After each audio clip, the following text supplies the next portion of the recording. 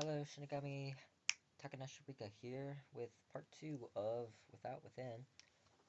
So we left off where this little boy was crying in the street, so now we got choices to ignore or help him. And obviously, I'm gonna help him. If I judged others before abandoning a child, then did the same myself, I'd be a jerk and a hypocrite. But this time, I walked up to the boy. There, it's okay. Did you lose your mummy? Mummy. The boy was sobbing too hard to answer. I leaned in to stroke his back with one hand and his head with the other. Let me know if you lost your mommy, okay? I'll help you find her, so there's no need to be scared. The kid managed to nod at last, and I whispered good boy into his ear. What's your mommy's name? Hungry. Oh, that's a beautiful name. Her name is Hungry. The boy's tummy growled, and I realized what he meant. Oh well, how about I buy you a sandwich? The kid shook his head. I want ice cream. Oh god. Hey kid, ice cream is more of a dessert actually. I want ice cream. And so, ice cream it was. One for him, and none for me. Money came out of my pocket, of course. My poor, poor wallet. At least this kid could have eaten the whole thing rather than let half of it melt on his shirt. Jesse, the boy said. That's Mummy's name. Jesse, Jesse. I called as I strode along the street. Now people stared at me even more than ever. Enough to make me blush, in fact. Maybe I should try shouting Jesse at random the next time I sold my calligraphies. The sky turned orange as time ticked by. Yes, I knew my shift started half an hour ago. Stop reminding me. A woman squeezed through the crowd and scurried towards us. She ran past the red light, nearly getting struck by a truck in the process. Jesus. Mommy, the boy shook free of my hold and rushed towards his mother's embrace. After muttering apologies to her son, the woman gazed towards me. Oh, thank you so much for your help. You're wonderful, just wonderful. The torrent of praises curled my lips into a stupid grin. Anyone would have done the same thing. Please, if there's anything I can do in return, just let me know, the mother said. Actually, there is something I need help with. The mother nodded. Anything in my power, miss. Which way back to the train station? Wow. The sky had gone dark by the time I arrived at home. I opened the restaurant door gingerly to avoid making any noise. Stealth mode switched on. They called me Ninja Vinny for a reason. Miss Vinny, the voice of my boss, nearly came to me as I jumped onto the ceiling fan. Sorry, I'm late. I wanted to explain, but my boss glared at me, and my tongue slurred out a bunch of syllables. My explanation was in there somewhere. Probably, maybe. I received an earful from my boss, but at least I got to keep my job. Several colleagues shot me frowns for not being here during such a busy period. In the end, I took all the blame without complaint. Well, at one point, I locked myself inside the toilet and screamed into the bowl. I also might or might not have fantasized about dunking my workmate's head into the toilet. That was for me alone to know, though. At least, I earned a paycheck needed to keep my landlady quiet for another month. As for the month after that, we would see when the time came. All I wanted was to pursue my art, but reality kept pressuring me toward finding a second job. On my way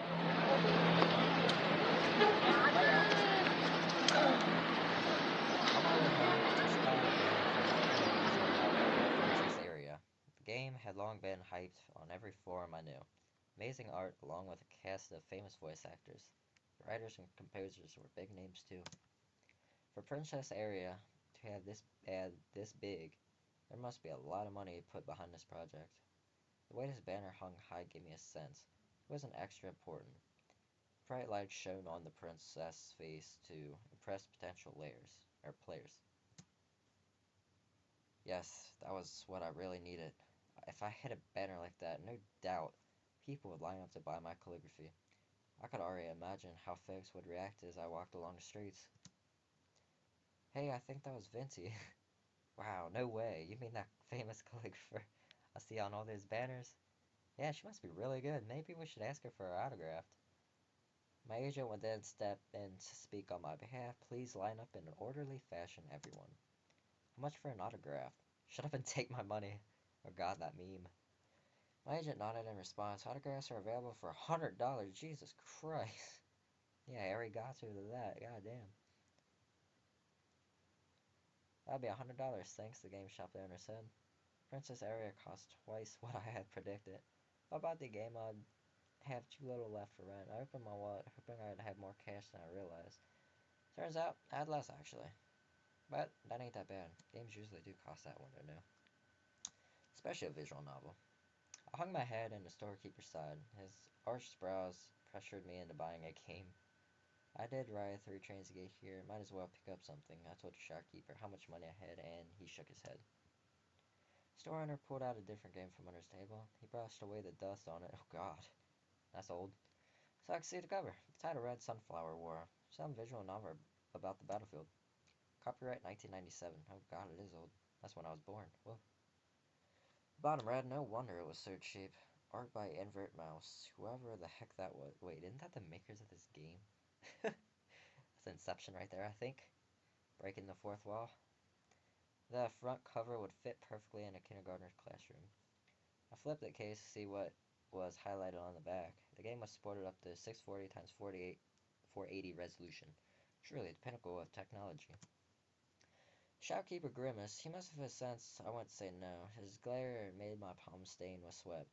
And I ended up buying the game. Dealing with folks like that had always been a weakness of mine. Remind me to never visit this store again. With heavy strides, I returned to my apartment. 0 calligraphy sales, late for work, and with rent topped off by blowing cash on some game I had no interest in. What I really wanted to play was Princess Aria, which, forcing myself if I suffered anything else, would just upset me further. Why don't you just torrent it? Yeah, screw that game. Let's sleep. Forget it, I only bought Sunflower War out of presser. After shoving the game into my bin, I crawled into bed.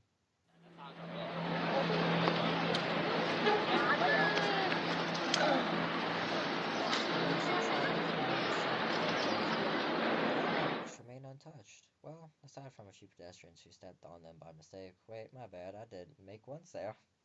This one guy said he needed my calligraphy to use as toilet paper. God. Well then. I had 0 passion left for my calligraphy. In fact, just thinking about it fueled me with anger. This was no longer the career for me. Today, I chose to retire for good. Bad end. What? So that's it? Oh, what the hell? Ah, well then. I got the bad end. Well, I'm only at 7 minutes. Alright, so this is what I'm gonna do. I'm gonna end the video here. I'm going to do another part of this, try to get the good end, if that's possible. I'm pretty sure you just have to play the game or something. So, yeah, I'll get back on that soon. Just give me a day to do that. Also, subscribe to Krang. He is, without doubt, one of the awesomest, chillest YouTubers out there. I'll leave his link to his channel in the description. Also, I won't be able to do videos Wednesday, Thursday. I will do it Friday, but late, because I'll be on a school field trip where I'll be out of town for 3 days. So, yeah. Hopefully it's fun. It's not going to be. It's going to be horrible. Well, that's all, guys. Thank you for watching the video. If you liked it, please leave a like. Helps me out greatly. Also, leave a comment what you feel about this visual novel and any suggestions on future visual novels in the near future. So, yeah, thank you. Bye-bye.